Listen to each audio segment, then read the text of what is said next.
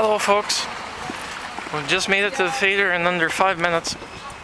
Mitch is already here, he's been here since this morning. So I'm now going in for Alice in Wonderland, and for the benefit of all the fans of Tweedle, orange! There you go. So, that's it, going in. Hey folks, it's another review for a nifty movie that you need to go see.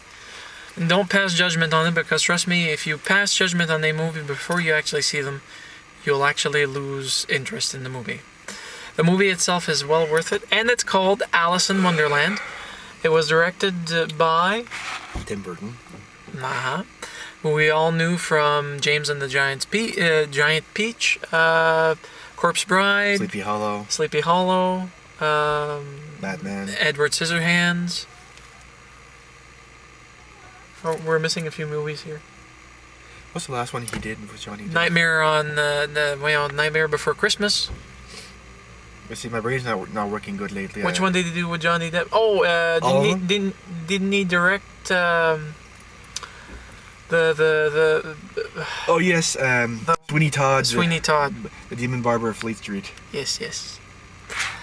It's worth it. Yes, it is worth it. I'll probably go see it again sometime. We'll try to name on the people that we saw in the movie. There's a few voices that I can't place, but Tweedledee and Tweedledum are played by, if I'm not mistaken, one of the comedians, the obese one or fat one that they have in Little Britain. I don't remember his name. There's Johnny Depp playing the Mad Hatter. There's Mia Wasikowska playing Alice. There's Christopher Lee playing the voice of the Jabberwoky. There's Alan Rickman playing the voice of the Caterpillar. There's Helena Bonham Carter, who's playing the Red Queen. There's what's her name for the White Queen? Isn't her name Anne Hathaway? Anne Hathaway, yeah. Anne Hathaway playing the White Queen. There's Crispin Glover, who plays the Red Knave, who, for some odd reason in the movie, kept losing his red eye patch to a black eye patch. Yeah, there's a few continuity errors in the movie. If you're watching closely, you'll see others, but his patch starts out black, still black, goes to red. Yeah. Stays red for a while, goes to black, although then back to red. I like the characters, all the characters that they had involved, for the simple fact that most of them you've heard their voices before. And most of them you've seen or heard in other Tim Burton films. Yeah, I like the voice for the Doormouse. She was nifty. She was also very wicked with pins. No, but it's just the entire concept for it is a new concept, an entirely fresh view on what Alice in Wonderland is, and I have to admit, I'm blown away. Well, basically, it's what would happen if Alice in Wonderland had gone back to Wonderland maybe 10, 15 years later. Things had gone to shit, and she had to set it all right. Yeah. Similar to some of the concepts that are being used in some of the made-for-TV movies that they did. They had a, what, 2-parter or 3-parter that they did on space? I wouldn't compare this to any made-for-TV movie.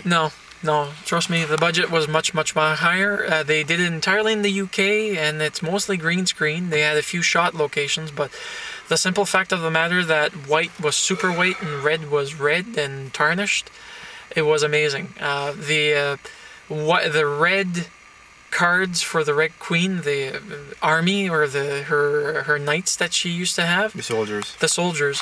They reminded me a bit of robots, but they weren't robots. They were just it's the same shelled in armor. It's the same thing for the White Queen's army. It's that they look like mechanized. They talk, they react, they think, I guess, but they're like mechanized suits of armor.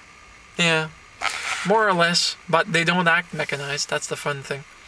I like the Mad Hatter table scene, because you get to see the March Hare, who's as loopy as a loon. And then there's a favorite bit in it that you have to wait hearing. It's him actually going, "Spoon." You're late for tea! You're late, you're softly late, you're late!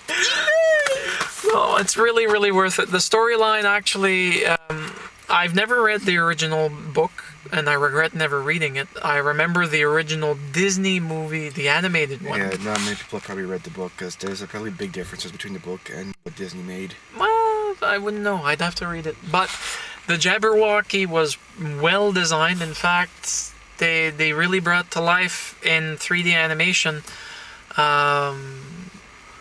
what the movie Jabberwoky did for the actual Jabberwoky produced by Terry Gilliam.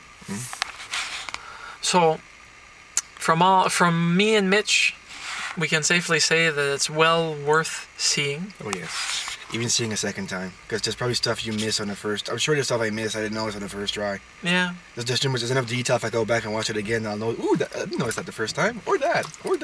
What's the? Ooh, what's that? That's a definite buy on DVD. Yep, it is. When it comes out. Just so long as they remember to convert it to 2D, not 3D. I don't want to watch it on my TV at home all blurry.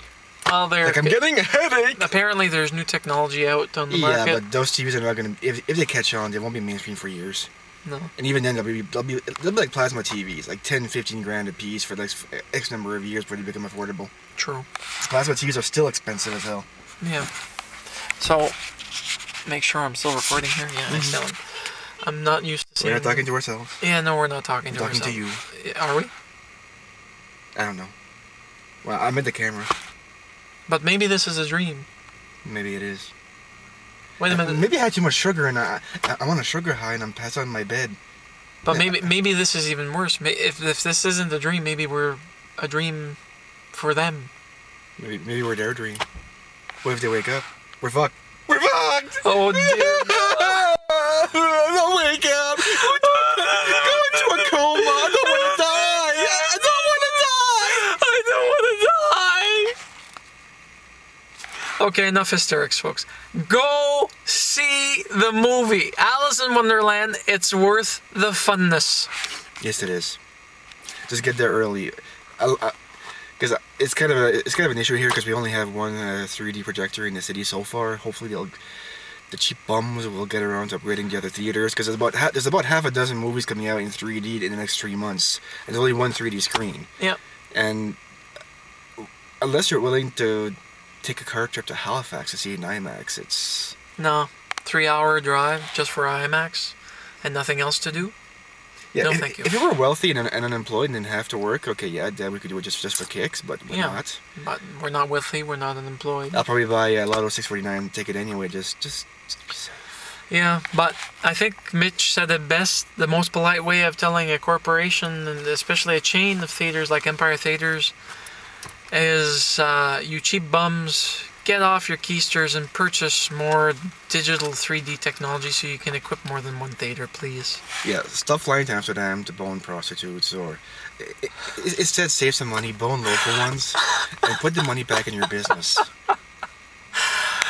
Oh well, folks. It is a movie for all ages, however, there is violence, there is no gore, there's no foul language. There's no real gore, no, but there is dismemberment. The fingers... Well, the dismembered bits and pieces. Yeah. Past the censors better, I guess. There's some gross... There's nothing spewing out anywhere. There's no body fluids spraying. No, it's not a horror movie, so... It's not Quentin Tarantino. It's not a Quentin Tarantino movie where there's 5 times the volume of blood in the person's body. There should be in there, coming out the neck. Yeah. Nothing like that. So, folks, I hope you have a nice one. Yes.